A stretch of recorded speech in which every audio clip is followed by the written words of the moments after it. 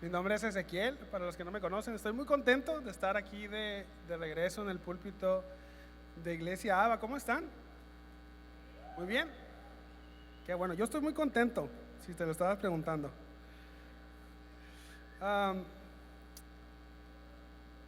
Vamos a tomarnos una pausa en la serie que hemos estado viendo domingo a domingo. Si es la primera vez que nos visitas, en Iglesia Aba, el sello de la predicación de Iglesia Aba es la predicación verso a verso de libros completos de la Biblia.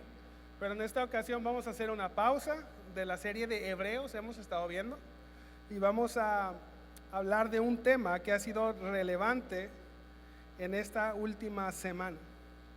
Y es que el pasado 31 de octubre, muchas iglesias formaron parte de una conmemoración de una tradición que comenzó por allá por Europa hace muchos siglos y que se ha propagado al resto del mundo.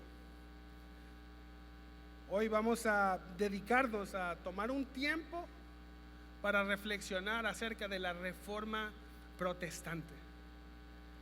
Porque el 31 de octubre, pero de 1517, un monje alemán llamado Martín Lutero clavó en las puertas de una iglesia europea, una iglesia alemana en la ciudad de Wittenberg, un documento con 95 enunciados, en los cuales cuestionaba prácticas de la iglesia medieval de ese entonces.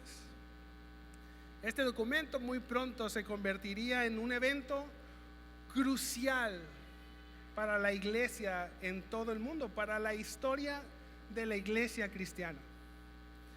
Pero la Reforma Protestante no es un evento de discusiones teológicas, no fue una disputa entre teólogos, no fue un evento solamente entre intelectuales.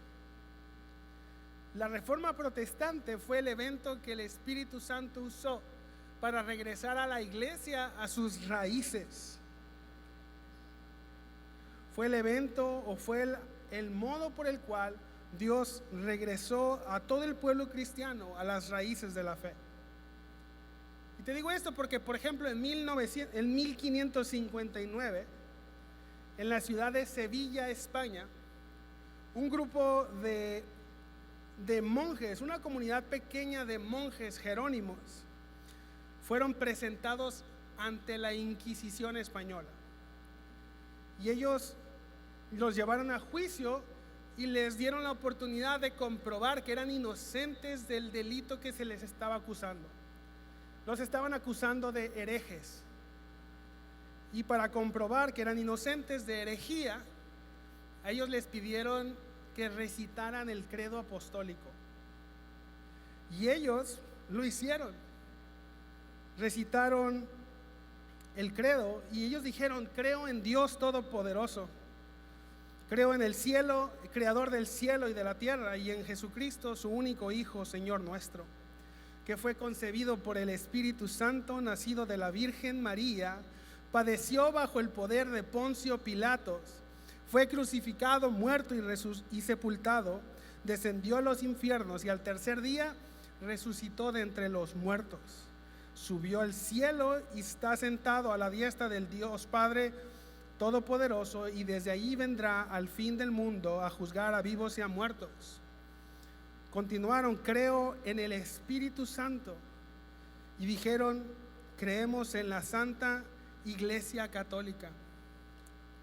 Los inquisidores los detuvieron ahí y les dijeron: agreguen una palabra más al credo.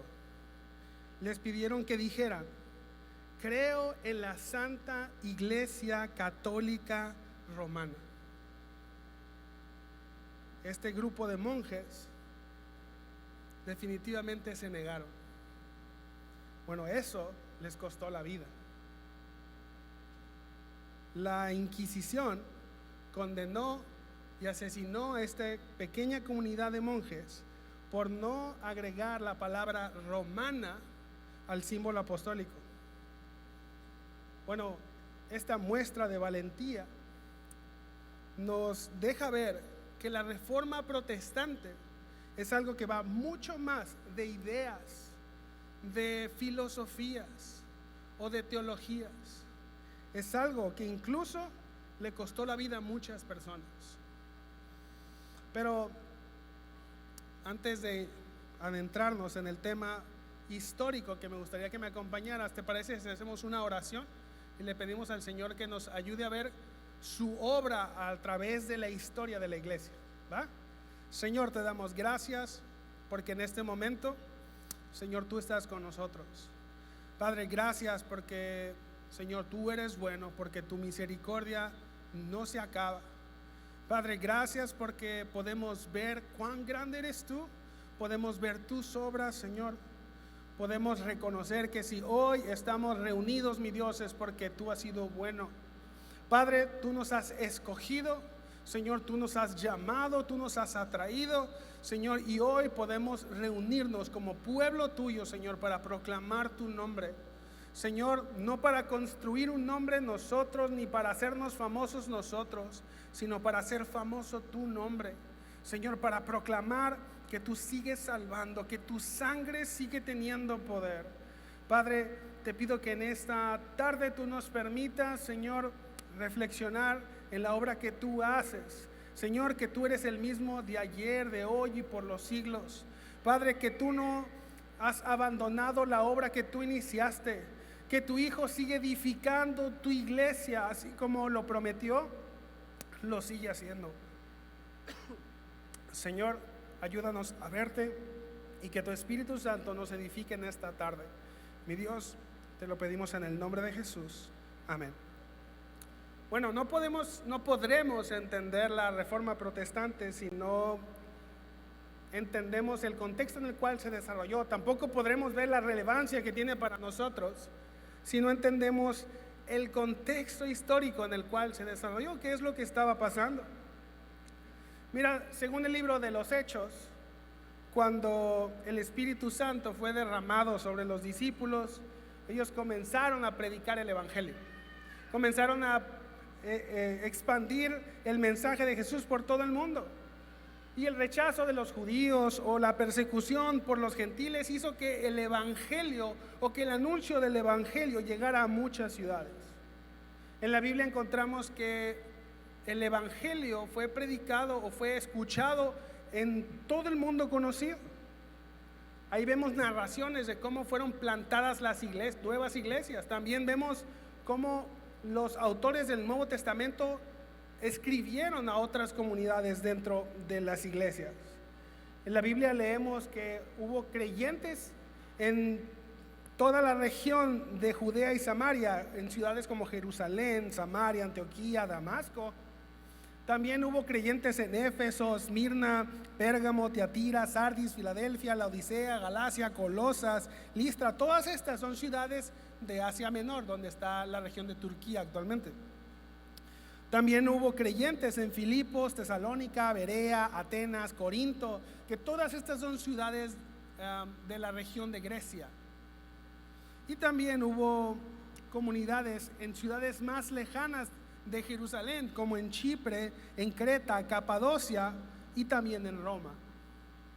Parece que Lucas, el autor de los Hechos, parece que su intención era documentar cómo el Evangelio viajó de Jerusalén hacia Roma, porque Roma era la capital del imperio. Pero ese crecimiento o el trayecto de la iglesia, del Evangelio a través de las ciudades, no fue algo fácil. Fue algo que tuvo mucho dolor y que hubo mucha persecución y oposición, especialmente durante el periodo del emperador Nerón. Afortunadamente, más adelante, cerca del año 313, con el edicto de Milán, bajo el emperador Constantino, el cristianismo dejó de ser perseguido. El cristianismo era una práctica que era perseguida, pero a partir del 313 la iglesia dejó de ser perseguida. Entonces, la iglesia ahora sí pasó a organizarse mejor. Porque antes de ese periodo la iglesia estaba en modo supervivencia. Estaban escondidos, mandándose cartas entre ellos, pero no podían organizarse porque en cuanto salieran les iban a dar cuello. Bueno, es a partir de este entonces que la iglesia claramente se empieza a organizar. Y aquí es donde vemos que aparece lo que los historiadores le llaman la pentarquía. Es decir, 5 iglesias en 5 ciudades que fueron de mayor relevancia por todo el Imperio Romano. Estas fueron Antioquía, Jerusalén, Constantinopla, Alejandría y por supuesto en Roma.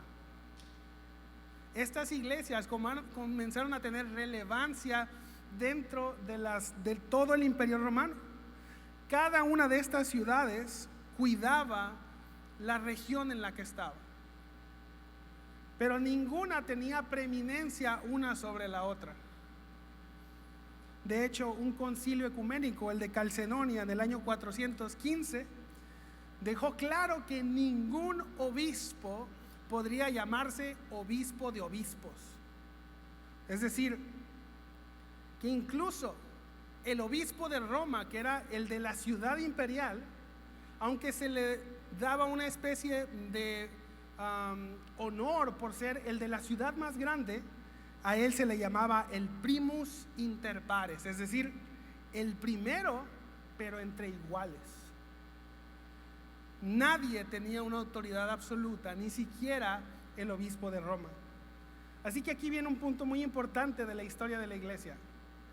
La iglesia era considerada católica, en el sentido de que la iglesia era universal.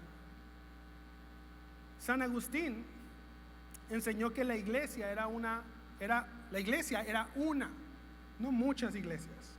La iglesia era santa y la iglesia era católica. Lo que quería decir San Agustín es que la iglesia no le pertenece a una región. La iglesia no es de Roma, la iglesia no es de Jerusalén, la iglesia no es de Antioquía. La iglesia es la comunidad de creyentes en todo lugar y en todos los tiempos. Cuando las primeras iglesias se empezaron a organizar, no fue bajo la autoridad de ninguna sola iglesia. Cuando las iglesias se organizaban, tenían un solo espíritu. Había una sola unidad, donde ninguna persona o ninguna iglesia dominaba a las otras iglesias. Pero con el tiempo, como podemos ver en la historia, la iglesia de Roma, la que estaba en la capital imperial, fue ganando poder y relevancia política. Llegó el punto que para la Edad Media, la iglesia romana era la que coronaba y la que ponía a los reyes y a los príncipes de los países. Los reyes eran coronados por el Papa. La iglesia de Roma entonces reclamó un término que le pertenecía a todas las iglesias. La iglesia de Roma reclamó el término católico para sí misma. Sin embargo, esa concentración de poder y esa mezcla política llevó a Roma a un declive. La iglesia romana cada vez más fue infectada por un deseo por el poder sobre todas las cosas. La iglesia romana se apartó de la catolicidad. Aunque se diga la iglesia católica, la iglesia romana es todo menos católica, porque se quiere apropiar de un término que le pertenece a toda la iglesia. En ese sentido, toda la iglesia cristiana es católica, no católica romana. Bueno, la iglesia romana, la iglesia de Roma con el Papa a la cabeza, fue infectada por 5 males que la iglesia o los reformadores del siglo XVI quisieron combatir. 5 enfermedades que detectaron los reformadores. Estos reformadores propusieron entonces 5 remedios para estos 5 males. Estos remedios son conocidos como las 5 solas de la Reforma. Ellos le llamaron la sola scriptura, la sola fide, sola gratia, solus Christus y soli Deo gloria. Con estas 5 solas, ellos buscaban devolver a la iglesia a su verdadera catolicidad, no la que reclamaba la iglesia romana. Los reformadores querían regresar a la iglesia al fundamento de las escrituras, regresar a la iglesia a su fundamento en Cristo. Hermanos, los reformadores no querían formar una nueva iglesia. Los reformadores no estaban buscando hacer una nueva institución. Cuando los reformadores levantaron su voz, ellos querían regresar a la iglesia a su forma original. Los reformadores no estaban saliéndose de la iglesia católica. La iglesia católica romana se había salido de la verdadera iglesia. Ellos estaban regresando a la iglesia que había sido por todos los siglos.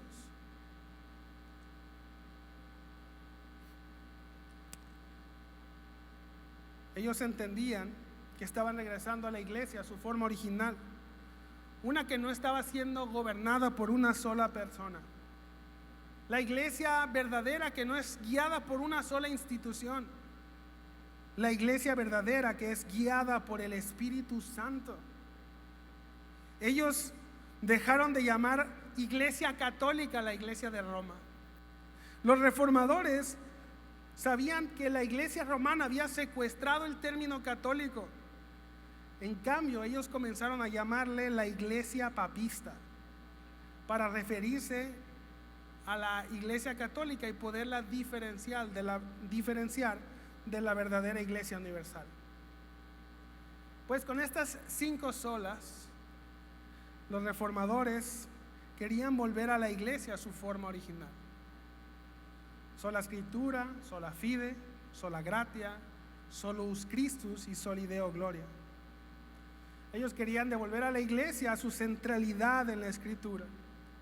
Los reformadores querían regresar a la iglesia a ver la gracia de Cristo y no confiar en el poder de los seres humanos. Entonces, las 5 solas vinieron a ser como 5 remedios para 5 enfermedades que aquejaban a la iglesia de este tiempo.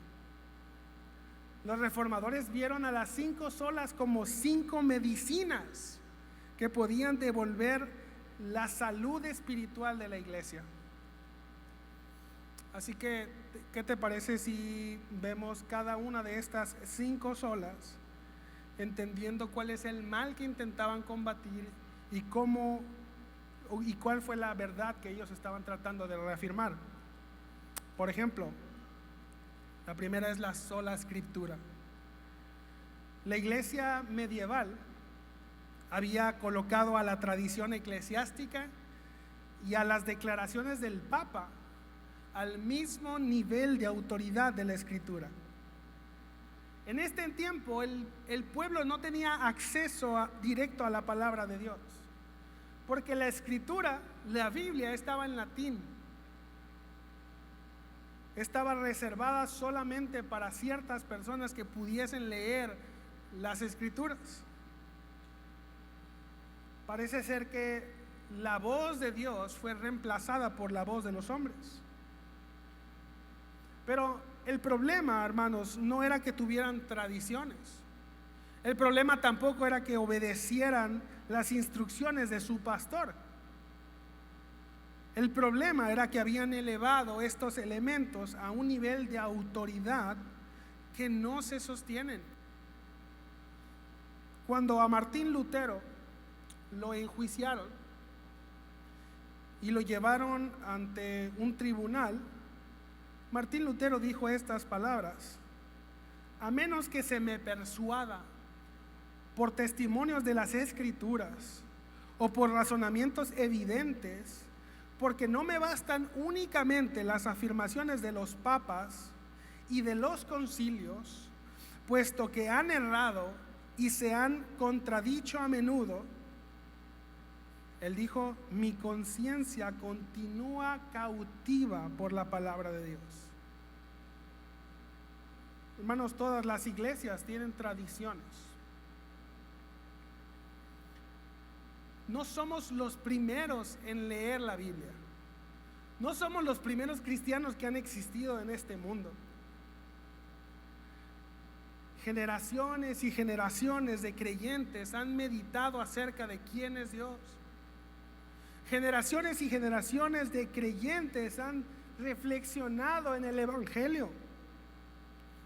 Así que podemos apoyarnos, podemos y debemos apoyarnos sobre hombros de estos grandes creyentes que fueron transformados por el Señor. De hecho, creo que sería un error rechazar todo lo que Dios ha hecho en su iglesia a lo largo del tiempo.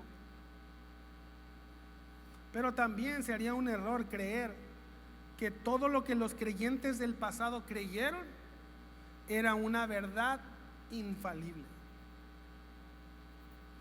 Sería un error creer que porque algo es antiguo, entonces debe ser verdad. Sería un error creer que no podemos cuestionar las decisiones del pasado. Todas las iglesias también tienen autoridades, porque Dios ha designado autoridades civiles y autoridades eclesiásticas. Todas las iglesias tienen su autoridad. Incluso el obispo de Roma es la autoridad para la iglesia romana. El problema es que el Papa de Roma no es la autoridad sobre la iglesia universal, porque nunca ha sido así. La iglesia tiene sus propios líderes. La iglesia tiene sus autoridades. Nosotros nos sometemos a nuestros pastores. Nosotros estamos bajo la autoridad de nuestros pastores. Pero eso no significa que creamos que las decisiones de nuestros pastores sean infalibles, sobre todo los nuestros. No, es cierto, Julio.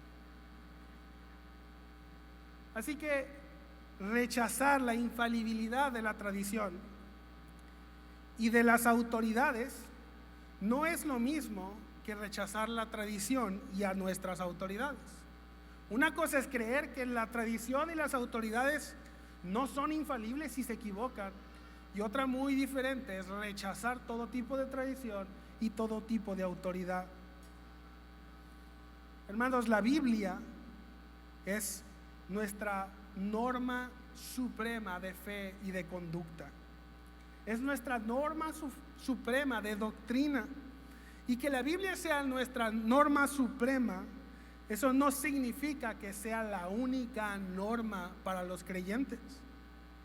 Significa que todas las autoridades se someten a la Escritura. Significa que también la tradición se somete a la Escritura. Y si una tradición no se somete a la Escritura, entonces es algo que no tenemos que obedecer. Si una autoridad no se somete a la Escritura, es una autoridad que no tenemos que obedecer. Así que, hermanos, abrazamos la tradición. También nos sometemos a nuestros pastores.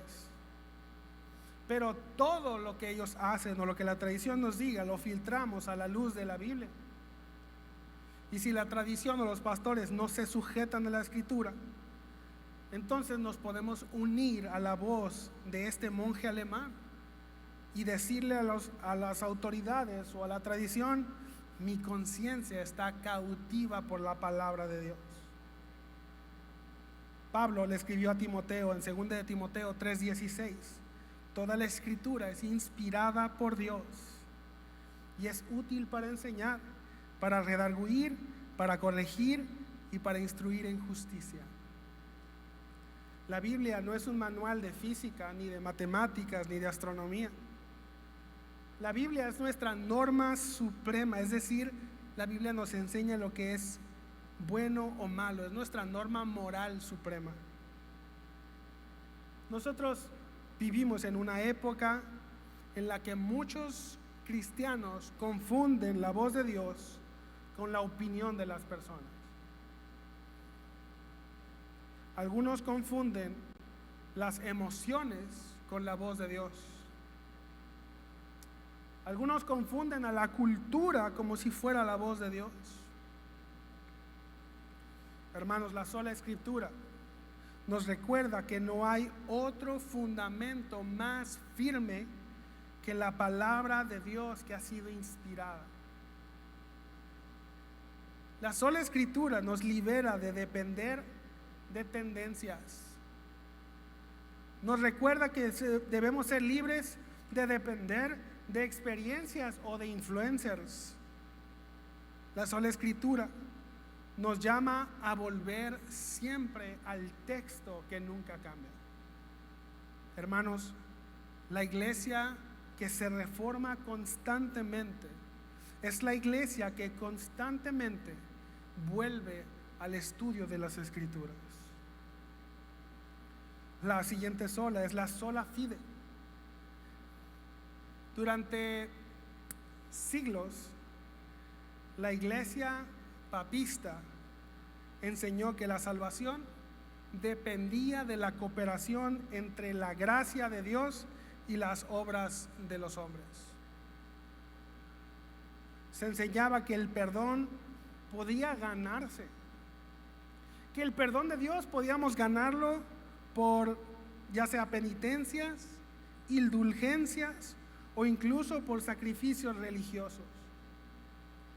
El evangelio de Dios se había convertido en una transacción. Dios hacía de su parte, pero el hombre debía completar lo que faltaba de esa obra. Mira, el problema no era que la iglesia enseñara la importancia de las obras, porque la Biblia claramente enseña que la fe verdadera tiene un fruto. El problema era que habían distorsionado el orden bíblico.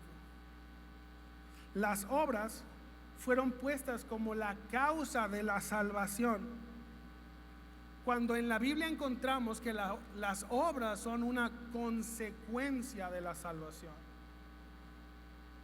El problema es que habían puesto al caballo detrás de la carreta.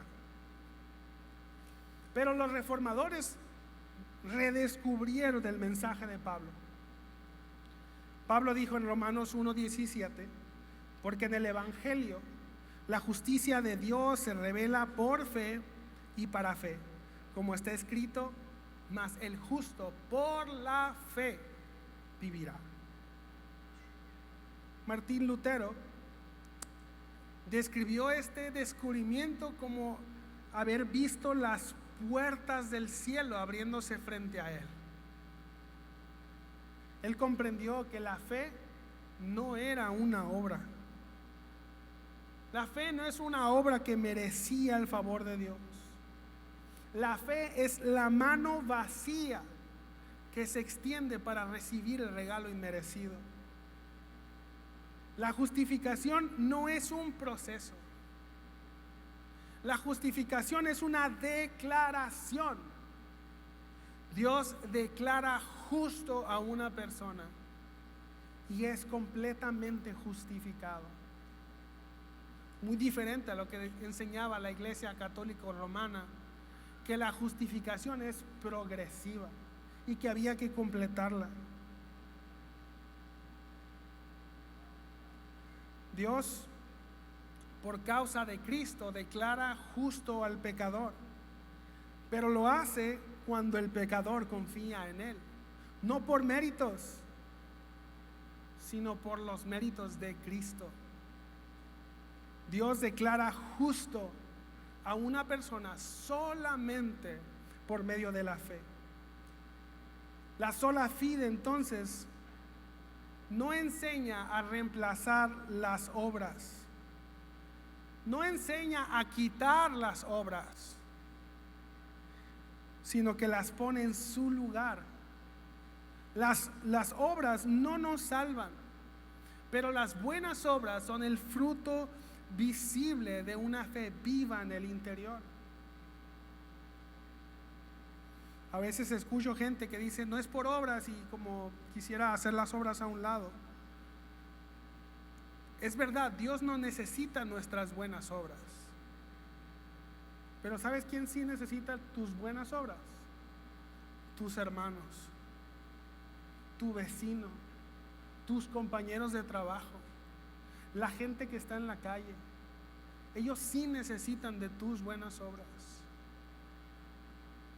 Así que, hermanos, este principio hoy nos recuerda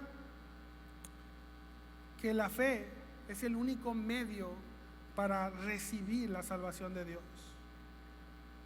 No es por méritos, no es por obras. Muchos creyentes hoy luchan con la culpa. Muchos creyentes hoy luchan con el cansancio. Muchos creyentes, me ha tocado escuchar, que luchan con la sensación de no ser lo suficientemente buenos. Vivimos como si el amor de Dios dependiera de nuestra constancia. Vivimos como si el amor de Dios dependiera de nuestra disciplina. A veces nos comportamos como si el amor de Dios dependiera de nuestra santidad o nuestra pureza. Hermanos, la sola fide nos recuerda que no somos amados porque somos buenos. Somos transformados porque Dios nos amó primero. Hermanos, la fe es la puerta de entrada, pero no es un boleto que compramos. La sola fide nos sana del activismo. La sola fide nos sana de una vida de cansancio religioso. La sola fide fue la medicina que sanó a la iglesia de la condenación eterna. Hermanos, la sola fide nos recuerda que el favor de Dios no se gana, se recibe. La siguiente sola es la sola gratia. Mira, la iglesia medieval enseñaba que la gracia era como una sustancia que se transmitía solamente a través de los sacramentos. Obviamente sacramentos que solamente la Iglesia Católica Romana podía administrar. Según esta visión, el perdón se obtenía por medio de un sistema que mantenía al creyente dependiente de una institución. Este sistema mantenía al creyente más enfocado en estar al pendiente de una institución que del Salvador mismo. Pero mira, el problema no era reconocer el valor de los medios de gracia. No es que no vamos a reconocer a la oración, el bautismo o la Santa Cena. El problema de la iglesia papista fue haberlos transformado en canales exclusivos para la salvación. La gracia dejó de ser un favor inmerecido para convertirse en una especie de moneda, una moneda espiritual a cambio de salvación. Por eso los reformadores declararon con fuerza que la salvación es enteramente un regalo soberano de Dios. Pablo le escribe a los Efesios en Efesios 2:8, porque por gracia ustedes han sido salvados por medio de la fe, y esto no procede de ustedes, sino que es un don de Dios, no por obras, para que nadie se gloríe. La gracia no mejora al hombre natural. La gracia resucita al hombre natural. La gracia no ayuda al que puede, levanta al que está muerto. En nuestros días, hermanos, el mal que combate la sola gracia es el orgullo mismo. Solamente por la gracia vence al yo puedo. Vivimos en una cultura de la meritocracia. Todo se gana. Vivimos una cultura donde nada se regala, pero el evangelio es totalmente contrario a nuestra cultura. Nadie puede jactarse de nada, porque el evangelio se recibe por gracia, sin mérito alguno. La sola gracia nos sana del orgullo y de la autoexigencia. Esta sola nos enseña a descansar plenamente en la soberanía de Dios y servirle a Él con entera gratitud y no desde la deuda. Porque no lo podemos ganar, solamente lo podemos recibir. Hermano, la salvación tampoco es por medio, no es a causa de tu fe, es a causa de su gracia. Porque cuando tu fe es débil, cuando tu fe a veces no alcanza, hermanos, no eres salvo por causa de tu fe, eres salvo por causa de su gracia. La fe es el medio por el cual se recibe, pero la causa de todo es la gracia. Hermanos, la gracia no solo nos salva del pecado, también nos salva del orgullo de creer que nos hemos ganado nuestra salvación. La siguiente sola es Solus Christus. Mira, el pueblo de la Edad Media era enseñado a acercarse a Dios por medio de muchos mediadores humanos. La iglesia había sido enseñada a acercarse a Dios por medio de sacerdotes, o por medio de santos, o incluso por medio de la Virgen María. Cristo era considerado algo demasiado grande. Cristo era considerado algo demasiado santo, algo demasiado lejano, que necesitaban algunos mediadores para acercarse al mediador. En la práctica, el acceso al Padre se había burocratizado. El problema, hermanos, no era el respeto que tenían hacia los santos o la honra que tenían a la Madre del Señor, sino haberlos colocado en un lugar que no les pertenece. El problema no es honrar a los santos, ni recordarlos, ni conmemorarlos, ni tener en alta honra a María. El problema es ponerlos en un lugar que solamente le pertenece a Cristo. Parece que la iglesia había dejado de lado la instrucción de Pablo en 1 Timoteo 2:5. Él dijo: porque hay un solo Dios y también un solo mediador entre Dios y los hombres, Cristo Jesús, hombre. Por eso los reformadores proclamaron con valentía que Cristo es suficiente. Su sacrificio no necesita ser repetido una y otra vez. Su sacerdocio no requiere de ayuda alguna. Su intercesión nunca falla. Cristo es suficiente. En Él tenemos acceso directo al Padre.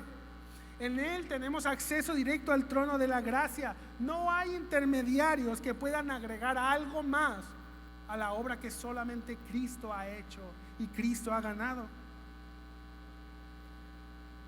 El mal que sana la sola de Solus Christus hoy en día es la de querer buscar sustitutos en otras cosas. Porque la iglesia actual también quiere sustituir a Cristo en su relación con Dios. Algunos están buscando más a líderes, a movimientos, a emociones o a experiencias. Tal vez hoy no andamos guardando reliquias o no estamos en un ministerio, en un monasterio, pero tampoco necesitamos de líderes carismáticos. No ocupamos de movimientos que nos acerquen al Salvador. Esta sola nos recuerda que todo lo que necesitamos para la salvación y para una vida de fe lo encontramos en Cristo. Solus Christus nos libera del culto al hombre, nos libera de la dependencia emocional y del cristianismo centrado en el yo. Hermanos, si Cristo no es el centro de la iglesia se convierte en un club. Pero si Cristo es el centro de la iglesia, entonces la iglesia comienza a reflejar el cielo. Por último, Soli Deo Gloria. En la Edad Media, la gloria de Dios fue compartida por muchos hombres. Los santos eran exaltados. Los papas eran coronados como reyes.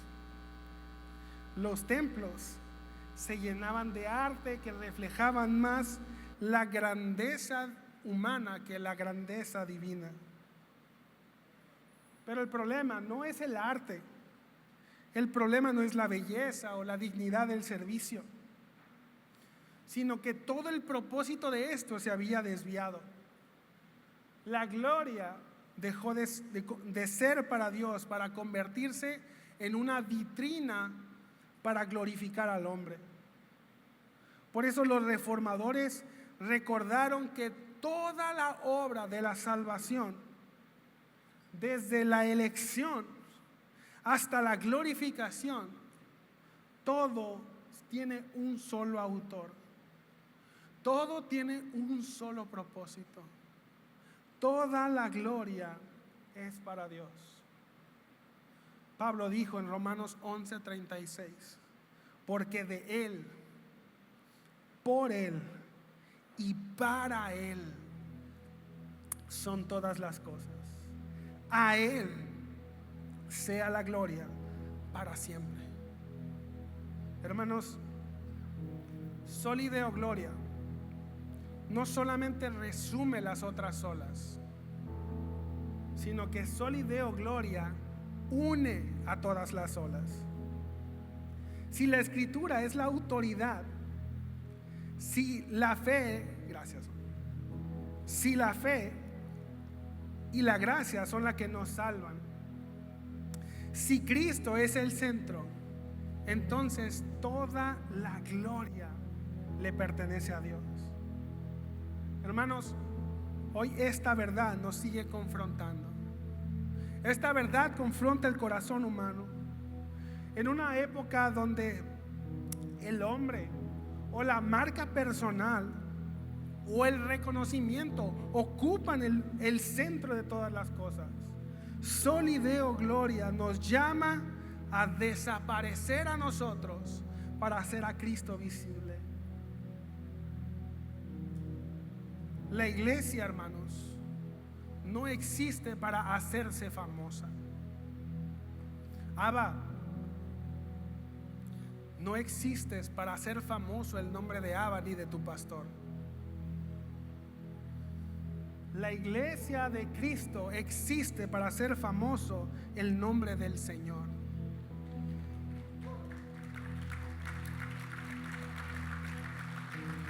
Hermanos, esta sola nos sana del orgullo ministerial. Recordar que todo es del Señor, todo le pertenece al Señor, nos sana de la comparación. Todo es de Él, todo es para Él. Que si tenemos un auditorio nuevo o que si no lo tenemos, hermano, todo es para Él. Hermanos, recordar que toda la gloria le pertenece solo a Dios nos libera de la necesidad de escuchar aplausos. Recordar que todo le pertenece al Señor nos libera de la necesidad de ver views en nuestras redes, de ver likes en nuestras historias. Hermano, que tu vida sea el escenario donde Dios recibe todos los aplausos y no tú.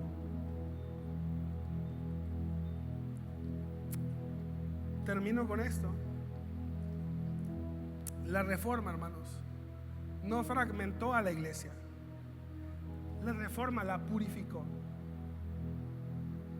Así que volver a las 5 solas no es volver a un movimiento del pasado, sino es volver al corazón del cristianismo bíblico. Porque cuando la iglesia abraza estas verdades, recupera la verdadera catolicidad, no la romana, la universal, aquella que es la comunión espiritual de todos los creyentes que confiesan a Cristo como Señor. No solo los de México, no solo los de Europa, los de todo el mundo.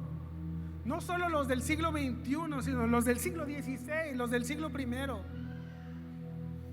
Hermanos, la sola escritura nos une a todos bajo la misma autoridad, la palabra de Dios. Ya no dependemos de tradiciones culturales ni de jerarquías humanas, sino de una sola verdad que es común para todos los creyentes en todos los lugares, que trasciende los siglos, que trasciende las culturas y que trasciende las fronteras. La sola fide nos une a todos en una misma fe. La confianza absoluta y sencilla que se encuentra en Cristo. Una fe viva, ajena al mérito propio. Hermanos, en un mundo dividido por ideologías, esta fe nos recuerda que lo que nos une no es la política, no nos une la cultura, no nos unen los mismos gustos, nos une una sola cosa: el evangelio de nuestro Señor Jesucristo. La sola gratia nos une en una misma dependencia. Todos somos deudores de la gracia. Desde los que estamos aquí arriba hasta los que están ahí atrás, todos somos deudores de la gracia. Nadie de aquí se lo merece, mucho menos yo. Nadie de aquí puede jactarse frente a otro creyente, porque nadie se lo ha ganado. No hay creyentes de primera y de segunda. Todos hemos sido rescatados únicamente por la gracia de Dios. Solo Cristo nos une a una misma esperanza. Solo Cristo, no hay mediadores, no hay nombres, no hay hombres, no hay iglesias.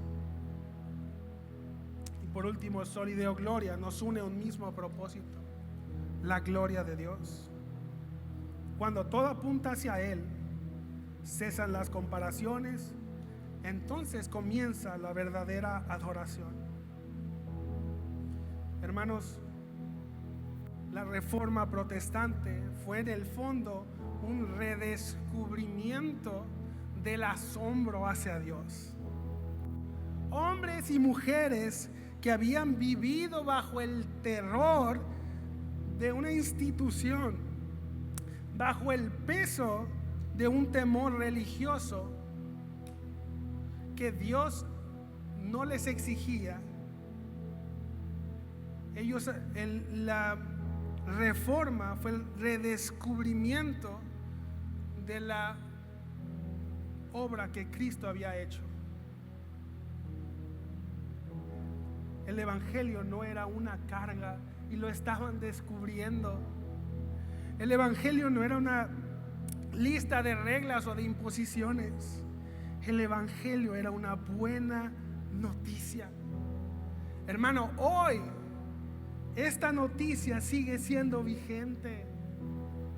El evangelio es una buena noticia. Así que, hermanos, necesitamos reformarnos, volvernos a maravillar del evangelio, no darlo por sentado, no permitir, hermanos, que la rutina nos robe el asombro, no permitir que las tradiciones opaquen la belleza del evangelio, no permitir que las actividades o que la agenda nos roben el asombro por el evangelio.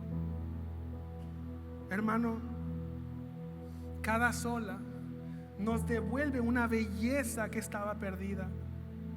La voz de Dios hablándonos en las escrituras. La fe que descansa y que no se esfuerza por comprar el amor de Dios. La gracia que nos rescata sin mérito. A Cristo que nos acerca al Padre. Y a la gloria de Dios como el fin supremo de todo. Hermanos, la reforma no es un evento aislado del pasado. Es un recorrido permanente de la iglesia de Dios. Los reformadores dijeron: Ecclesia semper reformada est. O sea, la iglesia siempre reformándose. No significa que la iglesia cambia con la cultura, sino que una iglesia se vuelve una y otra vez a las escrituras, sino que la iglesia regresa una y otra vez a la fe, a la gracia, a Cristo, y todo para la gloria de Dios. Los reformadores no inventaron algo nuevo, ellos redescubrieron lo que ya había sido escrito. Ellos redescubrieron lo eterno. Hermanos, el mismo Espíritu Santo que encendió la reforma sigue obrando hoy en su iglesia. Así que cada generación de creyentes, incluyéndonos nosotros, está llamada a examinar su corazón, a examinar su doctrina, a examinar su iglesia, a examinar su adoración, incluso su misma fe, a la luz de las verdades de la Escritura. Hermano, la iglesia que se reforma constantemente es la iglesia que vuelve al evangelio. Mira, yo sé que a lo mejor es la primera vez que tú escuchas esto. A lo mejor estás escuchando por primera vez que la salvación no es por tus esfuerzos ni por tu moral. A lo mejor tú crees que eres una buena persona porque asistes a la iglesia, o porque viniste hoy a la iglesia, o porque no le haces mal a nadie. Pero la Biblia y lo que hoy aprendimos en la Reforma declaran que ninguna persona puede justificarse delante de Dios. Solamente Cristo nos salva. No es por tu esfuerzo, no son tus promesas, tampoco es tu religión. Hermanos, la buena noticia es que Dios ha hecho todo lo necesario para reconciliarnos con Él. Así que si hoy entiendes que no puedes salvarte a ti mismo, el evangelio, el de los reformadores, el de los apóstoles, te invita a dejar de correr de la gracia y a confiar en Cristo. Él vivió la vida perfecta que tú no puedes vivir. Él murió la muerte que tú merecías, pero resucitó al tercer día para darte vida eterna. Ese Cristo no te pide obras, te pide fe. No te exige mérito. Él te ofrece de su gracia. Así que si vienes a Él, Él no te va a rechazar. Él mismo dijo: vengan a mí todos los que están cansados y cargados, y yo los haré descansar. Hermanos, la reforma no terminó. Cada uno de nosotros debe y necesita ser reformado. Cada día necesita ser transformado por la palabra, por la fe, por la gracia, por Cristo, y todo para la gloria de Dios.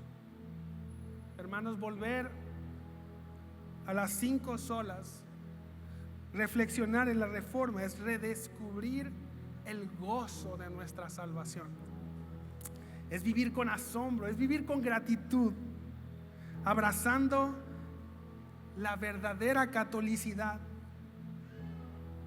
la que no depende de estructuras, la que no depende de hombres, sino la que depende del Espíritu Santo que nos une a todos los creyentes. Hermanos, que nuestras iglesias, que nuestra iglesia no sea un museo del pasado, sino que sea un taller donde el Espíritu Santo sigue reformando nuestros corazones. Hermanos, que nuestras vidas sean ese escenario donde Dios recibe toda la gloria. Ponte de pie y oramos. Señor, te damos gracias. Gracias por tu palabra. Señor, gracias por tu obra. Gracias, Padre, porque tú sigues obrando en tu iglesia. Gracias, Padre, porque tú sigues transformando y reformando a tu iglesia. Señor, te damos muchas gracias porque hoy nos has hablado. Gracias, Señor, porque hoy recordamos que todo es por ti y para ti. Señor, transforma nuestros corazones. Señor, asómbranos. Señor, queremos correr hacia ti, conocerte más, Señor, y depender más de tu evangelio. Padre, perdónanos por olvidarte. Perdónanos por olvidar lo grande que tú eres, con el amor con lo que tú nos amas. Señor, danos más fe para seguir corriendo hacia ti, Señor.